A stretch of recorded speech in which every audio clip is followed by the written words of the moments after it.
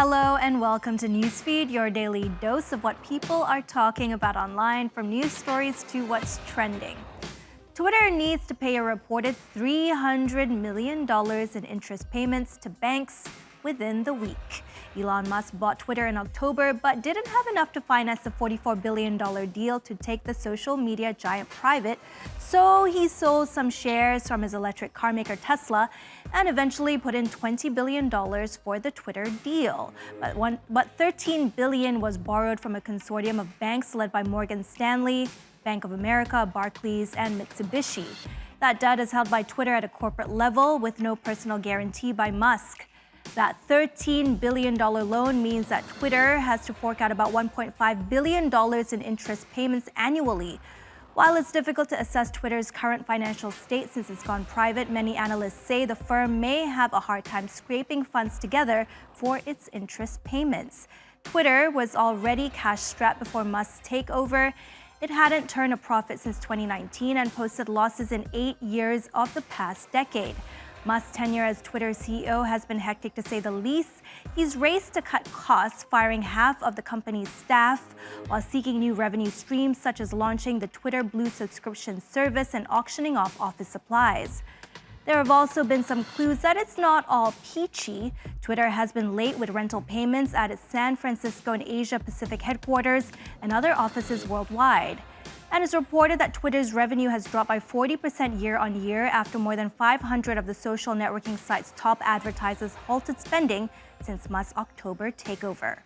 That you've seen a 40% drop internally in Twitter overall advertising revenue. I'll remind everybody that was approximately $5 billion in 2021, which wasn't even enough to cover all of their expenses. So that maybe brings it to around $2.5 billion. Why does that matter? Because that means that their entire revenue is barely enough to cover the interest payment that they now have to make on the debt, let alone the debt itself. So it's a big financial problem overall. Also has big impact on Tesla stock. If Elon has to continue selling Tesla stock, which right now is at a pretty substantial low as to where it was over the last 2 years, and company problems over there itself. So this is all becoming a little bit of financial problem for Elon Musk, having put downward pressure on Tesla, his major source of wealth. He lost $100 billion in wealth in 2022.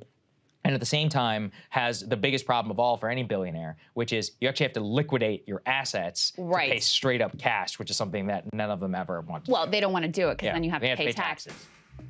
And Musk may be feeling the pinch. If Twitter defaults on its interest payments, Twitter could enter Chapter 11 bankruptcy proceedings. That's when a company is sheltered from creditors temporarily while it attempts to restructure its finances. Over the weekend, the billionaire tweeted yet another money-making plan for the platform. An even more expensive Twitter Blue subscription will be introduced. The current basic blue tick service costs $8 a month and has half the number of ads of free Twitter accounts. It's unknown how much the new higher price subscription will cost, but Musk says there will be 0 ads. And it's funny that Elon Musk is making these big announcements on Twitter, considering he said in court last week that just because he tweets something, it does not mean people believe it. Well, I beg to differ. His tweets to his 126 million followers carry a lot of weight. One tweet often puts the billionaire once again in the headlines. He's currently on trial in San Francisco over this tweet from 2018, where he claimed to have secured funding to take Tesla private. Tesla shareholders are suing Musk, alleging the tweet cost them millions in trading losses. Musk's testimony in court so far have covered his Twitter habits and how often he uses the site to express his opinions. He admitted that he's ignored pleas from Tesla board members and other close associates to stop tweeting. Musk is a prolific Twitter user and tweeted a mere 7 minutes before taking the stand on Friday and 45 minutes after his court testimony. Ever wondered what it would be like to live behind North Korea's Iron Curtain? Well, some newly emerging influencers on YouTube hope to answer that question despite the platform being banned in the country. Hi everyone, I'm Yumi from Pyongyang. This is my first video. What kind of videos would be good enough? to be honest, this is what I chosen for today. I guess you might be more curious about Pyongyang since there's no transport in our country for a couple of years after the outbreak of the COVID-19. So from today on, I'm going to show you the changing appearance of Pyongyang and people's daily life as well as mine. A vlog from a gym or an amusement park, these glimpses into Yumi's life make you think life is not so much different than anywhere else. Sure, you might get an out-of-the-blue Kim Jong-un praise or spot people wearing badges of his image to remind us where we are. Analysts reckon such content popping up on social media is a ploy by the totalitarian state to counter some notions about the country. They all have one message: life in North Korea is perfectly normal.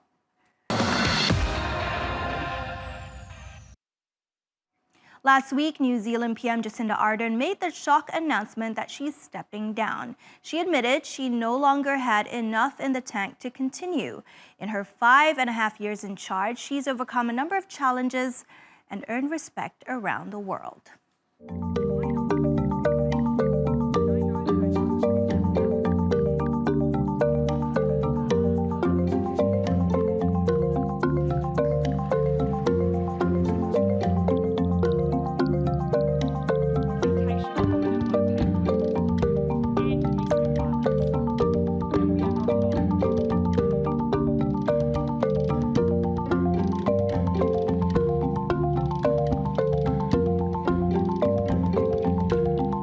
So I can do the job and be a mother.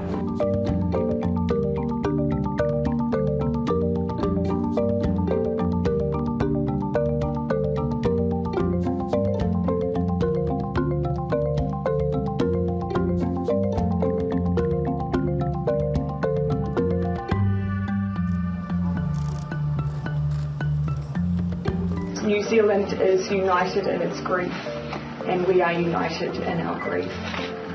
And so I convey that message of love and support on behalf of New Zealand to all of you.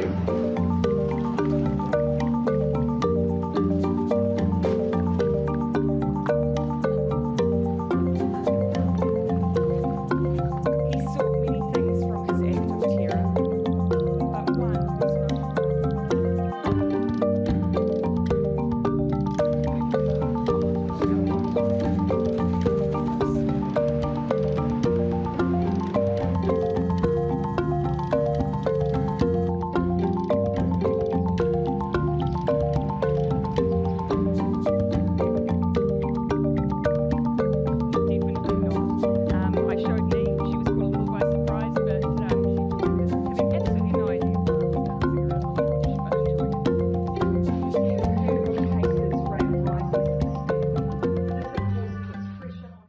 The world of work has been turned on its head.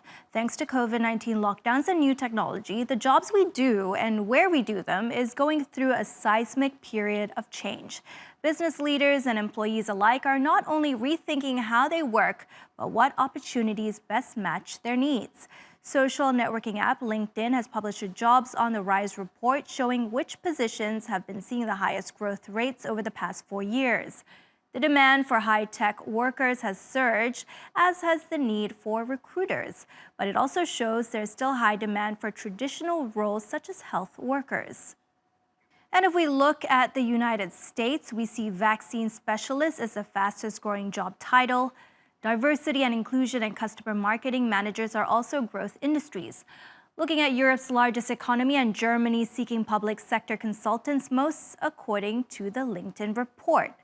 India is expected to be the world's fastest growing major economy in the year ahead.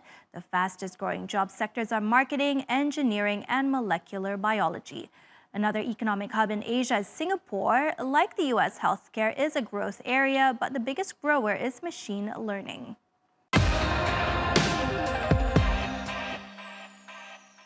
All right, to the silver screen now. And this weekend, it was all about Avatar: The Way of Water. The second in the expected series of sequels cruised beyond the $2 billion mark.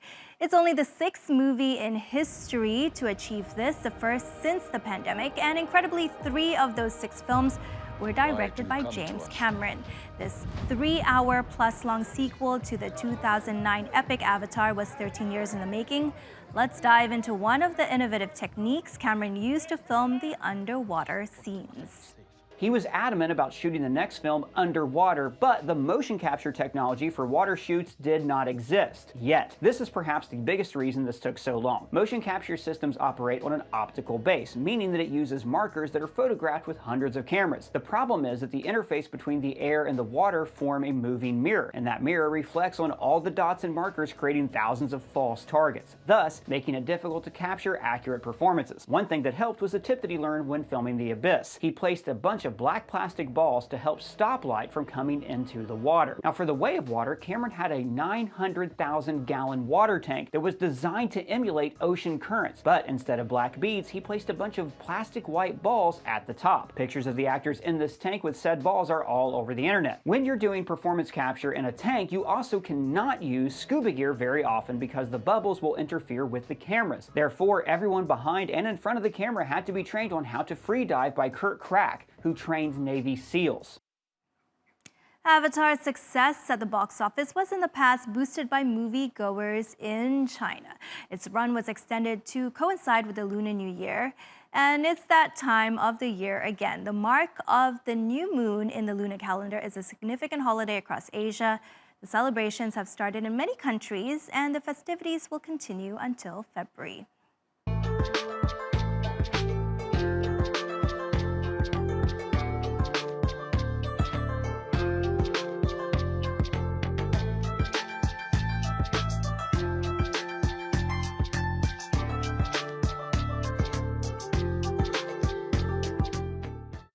Chinese New Year! 恭喜恭喜!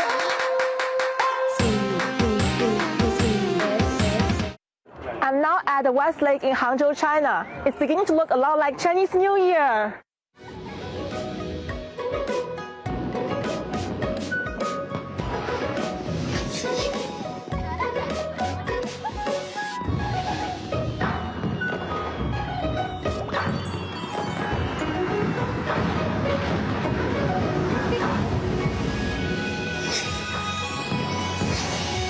Happy Year of the Rabbit!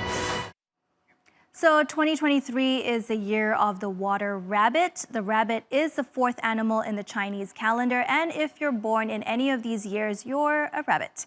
You may think that rabbit is a bit of a weaker sign compared to last year's tiger, for example. Well, that's up for debate, as rabbits are considered to be the luckiest animal in the Chinese zodiac.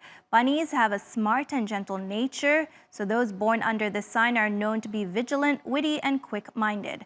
Okay, that's for the people. What it signifies for the year is a different energy. Like many others, the rabbit is a symbol of longevity, peace, and prosperity in Chinese culture. Sounds like this year is finally about some well-deserved peace and quiet. And experts predict 2023 to be a year of hope. And that's our show. Find us on YouTube and do subscribe to our channel. Bye, and see you same time tomorrow.